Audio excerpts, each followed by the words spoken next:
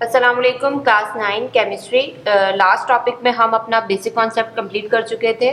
जो हमारा basic concept का जो पार्ट था, पार्ट 1 हमारे पास था, वो हमारा कंप्लीट हो चुका है। तो आई होप कि आप लोगों के तमाम छोटे छोटे जो कॉन्सेप्ट थे डेफिनेशंस को लेके वो आपके क्लियर हो गए होंगे। अब हम अपने सेकंड टॉपिक की तरफ जा रहे हैं जो हमारा लॉज ऑफ कॉम्बिनेशन का टॉपिक था। आज हम देखेंगे लॉज ऑफ कॉम्बिनेशन के टॉपिक को।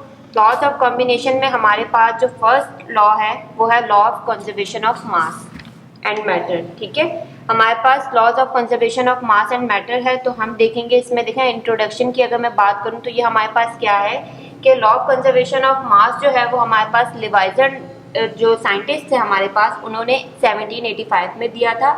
इसमें इन्होंने क्या बताया है कि जितनी ही तादाद हमारे पास रिएक्टेंट में होती है, किसी भी केमिकल रिएक्शन में जितनी तादाद हमारे पास रिएक्टेंट में मौजूद होती है, जब वो रिएक्शन प्रोसीड हो जाने के बाद हमारे पास प्रोडक्ट फॉर्म होता है तो उतनी ही तादाद हमारे पास रिएक्टेंट की जो तादाद होती है वो प्रोडक्ट में भी आती है। इसमें कोई कमी बेशी देखने में नज़र नहीं आती। अगर मैं बात करूं 100 ग्राम हमारे पास रिएक्टेंट है, तो जब हमारे पास रिएक्शन हो जाएगा तो जो हमारे पास प्रोडक्ट फॉर्म होगा वो भी हमारे पास जो है वो 100 ग्राम ही आएगा। ठीक है, इसमें कोई कमी नहीं आएगी। जितना हमारे पास रिएक्टेंट होगा उतना ही हमारे पास प्रोडक्ट भी फॉर्म होगा। स्टेटमेंट की अगर मैं बात करूं तो स्टेटमेंट यहाँ पर आप देख सकते हैं कि बहुत ही ज़्यादा सिंपल वर्डिंग में लिखा है, बहुत ही सादा, किसी को भी समझने में मुश्किल नहीं होगी। तो यहाँ पर हमारे पास स्टेटमेंट है मास can neither be created not destroyed, यानी कि ना तो मास को बनाया जा सकता है और ना ही मास को तबाह किया जा सकता है। ठीक है, यहाँ पर हमारे पास स्टेटमेंट यह है कि ना तो मास बन सकता है और ना ही तबाह हो सकता है।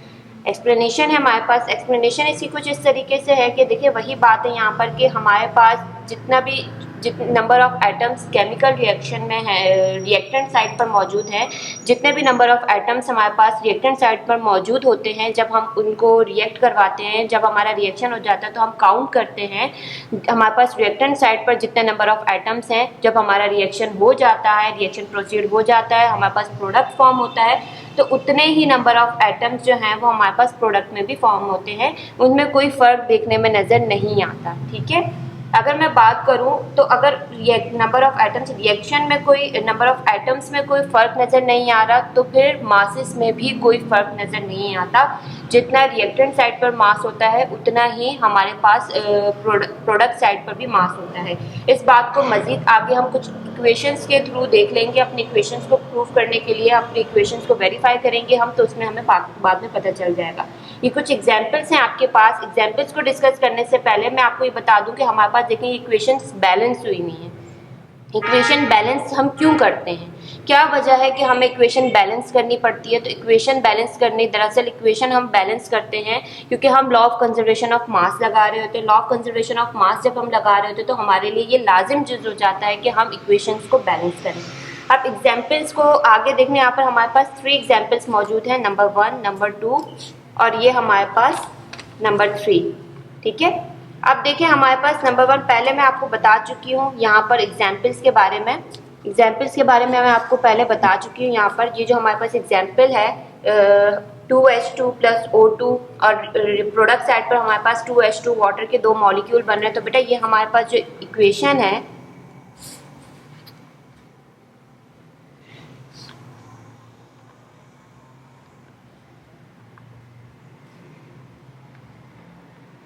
तो ये जो हमारे पास हाइड्रोजन है बेटा, ये हमारे पास 2 मॉलिक्यूल्स हैं और 2 मॉलिक्यूल्स हमारे पास ऑक्सीजन के ही हैं। जब ये आपस में रिएक्ट कर रहे हैं, ये आपस में मिल रहे हैं, जब ये रिएक्शन हो रहा है तो ये हमारे पास प्रोडक्ट साइड पर देखें, ये हमारे पास रिएक्टेंट है, ये हमारे पास प्रोडक्ट है। तो प्रोडक्ट जो हमारे पास फॉर्म हो रहा है, ये जब आपस में रिएक्ट कर रहे हैं, आपस में रिएक्शन हो रहा है, तो इनमें रिएक्शन के दौरान जब ये मिल रहे हैं तो ये हमारे पास 2 मॉलिक्यूल्स ऑफ वाटर, हमारे पास 2 मॉलिक्यूल्स बना रहे हैं वाटर के। ठीक है, ये वाटर के 2 मॉलिक्यूल्स बना रहे हैं। मैं पहले आपको बता चुकी हूँ, जब हम इक्वेशन अपने लास्ट, अगर आप लोग भूल गए तो आप अपनी लास्ट वीडियो पे जाएंगे, आप देखेंगे कि मैं आपको बता चुकी हूँ कि ये जो 2 है इसको हम क्या कहते हैं, ये जो 2 है हम इसको क्या कहते हैं, नंबर ऑफ एटम्स क्या होता है, नंबर ऑफ मोल्स क्या होता है। तो ये बातें हम पहले से डिस्कस कर चुके हैं। अब इनको मज़ीद जो है, ये जो एग्जाम्पल्स हैं हमारे पास, इनको मज़ीद मैं आपको डिटेल में बता देती हूँ, डिटेल में मैं अगर मेरे पास मैं एनिमेशन के थ्रू आपको बताती, लेकिन अब मैं एनिमेशन के थ्रू आपको नहीं बता सकती, तो मैं कोशिश करूँगी कि मैन्युअली आप लोगों को ये बात समझा सकूँ। अब देखिए ये हमारे पास है,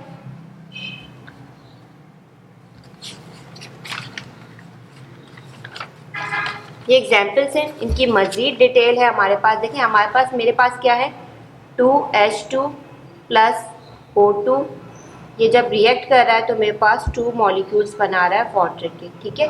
अब यहाँ पर क्या है, हमारे पास हाइड्रोजन का मॉलिक्यूल है, ये मेरे पास हाइड्रोजन का मॉलिक्यूल है, ठीक है। ये मॉलिक्यूल क्या है कि इसने नंबर ऑफ एटम्स के साथ यकीनन इसमें कोई ना कोई केमिकल रिएक्शन हुआ है, केमिकल रिएक्शन से ये कंबाइन हुआ है, कॉम्बिनेशन किया हुआ है इसने, तो ये हमारे पास हाइड्रोजन का मॉलिक्यूल बन रहा है।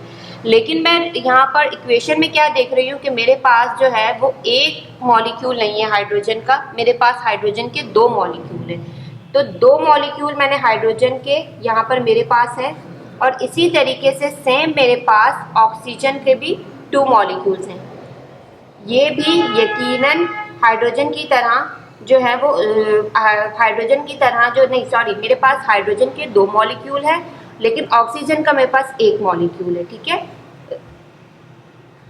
ये हमारे पास वाटर बना रहे हैं, 2 मॉलिक्यूल्स हैं मेरे पास वाटर के, तो ये वाटर का कुछ स्ट्रक्चर है इस तरीके से हमारे पास,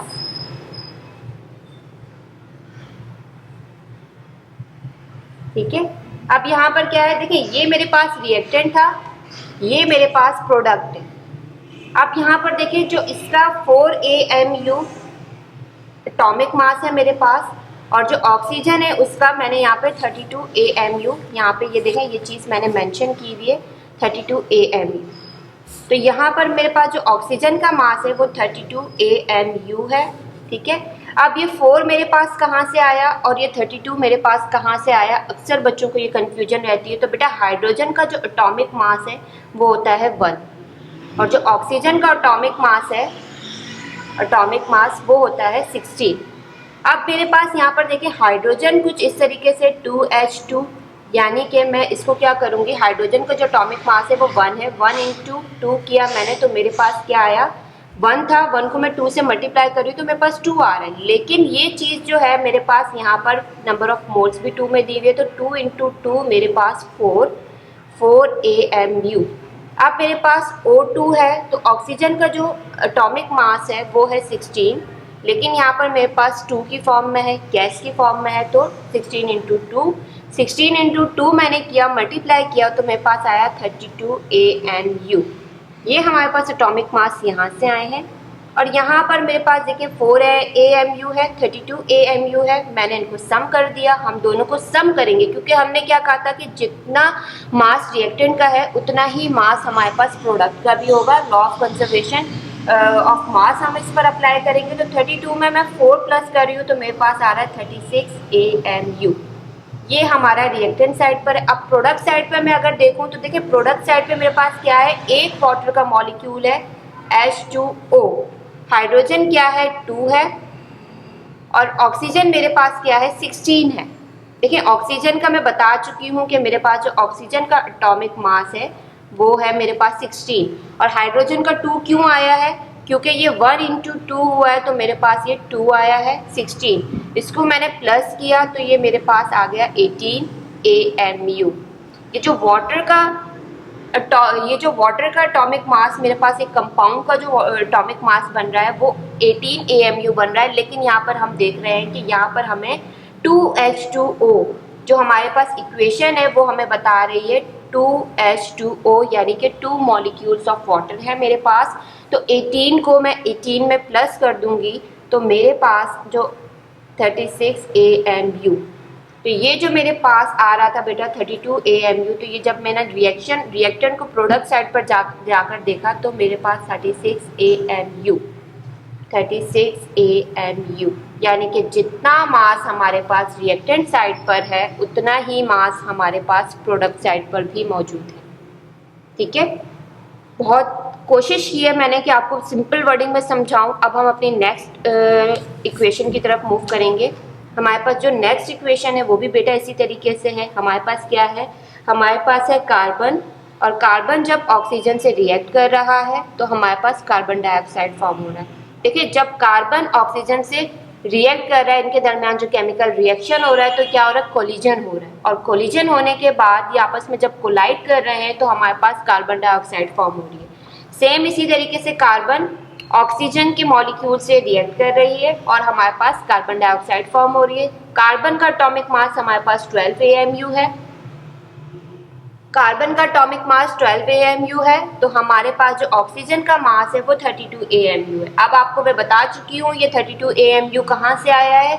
इसको हमने 16 को 2 से मल्टीप्लाई किया है तो हमारे पास 32 AMU आ गया। कार्बन का एटॉमिक मास 12 होता है, कार्बन के साथ कोई number of moles, number of atoms मौजूद नहीं है, तो हमने इसको एज इट इज 12 रहने दिया। 12 में मैंने 32 को ऐड कर दिया, इनको समअप किया, समअप करने के बाद मेरे पास 44 AMU बना। फिर मैंने देखा कि कार्बन डाइऑक्साइड का भी यही है कि 12 में 32 को ऐड कर दिया हमने तो 44, बिल्कुल सेम इसी तरीके से जो यहाँ पर कार्बन डाइऑक्साइड हमारे पास फॉर्म हुई है उसका भी जो मास है वो हमारे पास 44 AMU है। तो रिएक्टेंट साइड पर भी 44 AMU है और प्रोडक्ट साइड पर भी 44 AMU है। लास्ट मैंने अभी कुछ टाइम पहले ही कहा था कि number of atoms reactant side पर हम काउंट करते हैं, उतने ही number of atoms product side पर होते हैं। अगर नंबर ऑफ एटम्स और रिएक्शन और रिएक्टेंट और प्रोडक्ट साइड पर सेम होते हैं तो मासेस में भी कोई फर्क नहीं आता, मासेस भी सेम होते हैं। तो यहाँ पर ये हमारी इक्वेशन इसको वेरीफाई कर रही है। अब थर्ड इक्वेशन है हमारे पास बेटा CH4 मीथेन गैस। मैं पहले भी बता चुकी हूँ, इसे नेचुरल गैस भी कहते हैं। ये वो गैस होती है, बहुत अहम होती है, जो हमारे घर में किचन में इस्तेमाल की जाती है, जो हमारे घरों में किचन में यूज़ की जाती है, खाना बनाने में यूज़ की जाती है। अब क्या कर रही है कि यहाँ पे इसने क्या किया, कार्बन ने हाइड्रोजन के साथ बॉन्डिंग की हुई है, बॉन्ड बना रहा है अपने 4 हाइड्रोजन के साथ अटैच है ये। फिर ऑक्सीजन के 2 मॉलिक्यूल्स हैं हमारे पास। मीथेन गैस जब ऑक्सीजन से रिएक्ट करेगी, जब इससे मिलेगी, कोलिजन होगा, कोलिजन होने के बाद हमारे पास कार्बन डाइऑक्साइड फॉर्म हो रही है और 2 मॉलिक्यूल्स ऑफ वाटर हमारे पास आ रहे हैं। हीट भी है लेकिन मीथेन गैस आपको पहले भी बता चुकी हूँ कि इसे हम नेचुरल गैस भी कहते हैं। नेचुरल गैस कहते हैं यानी कि ये बहुत इंतहाई अहम गैस होती है जो हमारे घरों में भी यूज़ की जाती है किचन में खाना बनाने के लिए। अब यहाँ पे क्या हुआ कि कार्बन ने हाइड्रोजन के साथ बॉन्ड बनाए हुए हैं, कार्बन जो है वो अटैच है 4 हाइड्रोजन के साथ CH4, इसकी वैलेंसी कंप्लीट की हुई है, ऑक्सीजन के साथ रिएक्ट कर रही है। जब ये इनके दरमियान केमिकल रिएक्शन हो रहा है, जब इसके साथ ऑक्सीजन के साथ जो मीथेन गैस है वो ऑक्सीजन गैस के साथ मिल रही है तो इसमें कोलिजन हो रहा है। कोलिजन होने के बाद जब ये आपस में कोलाइड कर रहे हैं तो हमारे पास कार्बन डाइऑक्साइड और वाटर बन रहा है। ठीक है, हमारे पास जो प्रोडक्ट साइड पर जो प्रोडक्ट फॉर्म हो रहा है वो कार्बन डाइऑक्साइड और वाटर के 2 मॉलिक्यूल्स हमारे पास बन रहे हैं। हीट भी है इसमें लेकिन इसको हम नेक्स्ट टॉपिक में डिस्कस करेंगे। फिलहाल हमारे पास बस हमने जो जितनी हमने समझना है उसके लिए हमारे लिए इतना काफ़ी है। तो हम क्या देख रहे हैं कि कार्बन डाइऑक्साइड और वाटर के 2 मॉलिक्यूल्स हैं। अब हमने क्या देखा कि कार्बन के मीथेन गैस जो है उसके जो है वो एटॉमिक मास हमारे पास 16 AMU बन रहा है। बेटा 16 AMU कैसे बन रहा है तो फिर से हम इसको करेंगे। देखिए ये है हमारे पास CH4,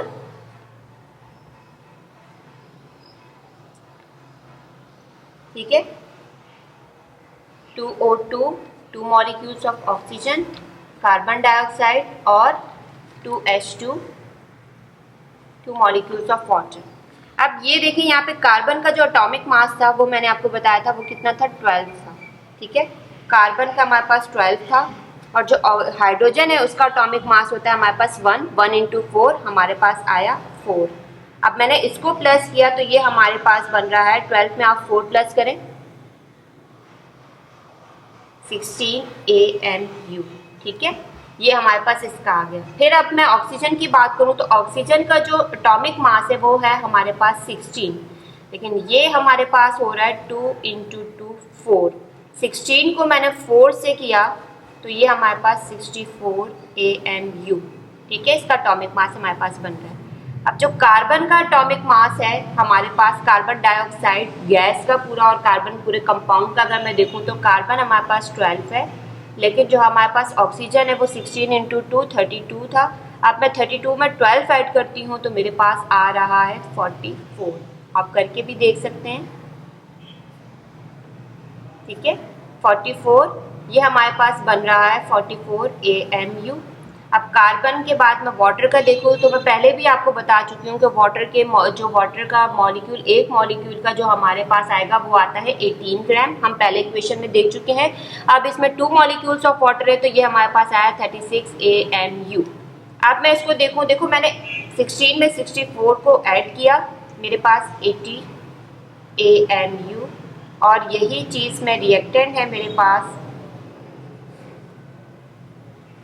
अब मैं प्रोडक्ट साइड पे जाती हूँ, मैं प्रोडक्ट में देखती हूँ तो मेरे पास क्या है 34 को मैंने ऐड किया 36 से सम अप किया तो मेरे पास आया 80 AMU। ये हमारे पास जो रिएक्टेंट साइड पर नंबर ऑफ जो मासेस थे वो प्रोडक्ट साइड पर भी हमारे पास सेम है, तो यहाँ पर भी इक्वेशन वेरीफाई करती है। ठीक है, तो देखें बेटा, लॉ ऑफ कंजर्वेशन ऑफ मास जो हमने एक्सप्लेन किया, इसको मज़ीद वेरीफाई करने के लिए एक एक्सपेरिमेंट हुआ था। सिर्फ ये लॉ की हद तक नहीं है, बाकायदा इसको एक लैंडोल्ट साइंटिस्ट थे, एक एक्सपेरिमेंट किया गया था। अब हम अपनी नेक्स्ट वीडियो में देखेंगे कि हम इस एक्सपेरिमेंट को डिटेल में स्टडी करेंगे। अब आज का हमारा जो वीडियो है, जो हमारा टॉपिक है, वो हम यहाँ पर एंड करते हैं। इंशाल्लाह नेक्स्ट वीडियो में हम अगले दूसरे कॉन्सेप्ट के साथ आएंगे। थैंक यू, अल्लाह हाफिज़।